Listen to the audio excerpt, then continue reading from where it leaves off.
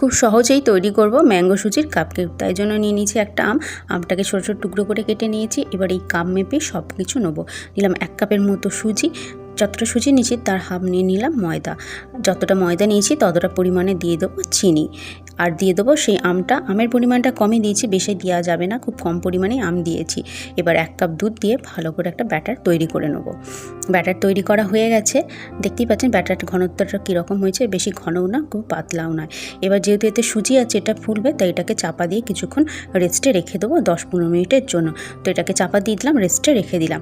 10-15 minute পর এটা rest হয়ে গেছে। এবার এতে দিয়ে দেবো গলানো বাটার, আপনারা সাদা তেলও দিতে পারেন। দিয়ে দেবো 1 টেবিল চামচ মতো বেকিং পাউডার আর হাফ টেবিল চামচ বেকিং সোডা দিয়ে ভালো করে মিশিয়ে নেব, যাতে বেকিং পাউডার বেকিং সোডাটা ভালো মতো ব্যাটারের সাথে মিশে যায়। এবার নিয়ে নিয়েছি কাগজের কাপ, ভালো করে তেল ব্রাশ করে নিয়েছি। এবার প্রত্যেকটা কাপের মধ্যে দিয়ে দেবো, দিয়ে ভালো করে একটু নাড়িয়ে দেবো, সেট হয়ে যাবে।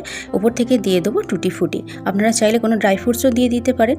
তো গ্যাস ওভেনে আমি কিছুটা পরিমাণে নুন আগে থেকে গরম করতে দিয়ে দিলাম। সেই নুনের উপর একটা প্লেট বসিয়ে দিয়ে এটাগুলোকে এবার গরম হতে দিয়ে দিলাম, বেক করতে দিয়ে দিলাম।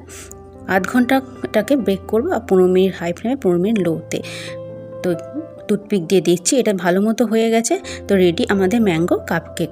সকাল সন্ধে চায়ের সাথে তো এরকম ম্যাঙ্গো কাপকেক তৈরি করে রেখে দিতে পারেন, যখন তখন খেতে পারেন, বা বাচ্চাদের স্কুলের টিফিনেও এই ম্যাঙ্গো কাপকেক দিতে পারেন। কতটা নরম, সফট ও স্পঞ্জি হয়েছে দেখুন। ভিডিওটা কেমন লাগলো অবশ্যই কমেন্ট করে জানাবেন। যদি ভালো লেগে থাকে তো লাইক, শেয়ার, কমেন্ট, চ্যানেলটা সাবস্ক্রাইব করে পাশে থাকবেন। আরও নতুন নতুন রান্নার ভিডিও বা রেসিপি পাওয়ার জন্য, ভিডিওটা দেখার জন্য আপনাদের অসংখ্য ধন্যবাদ। আমরা সবাই ভালো থাকবেন, সুস্থ থাকবেন আর আমার সাথে থাকবেন।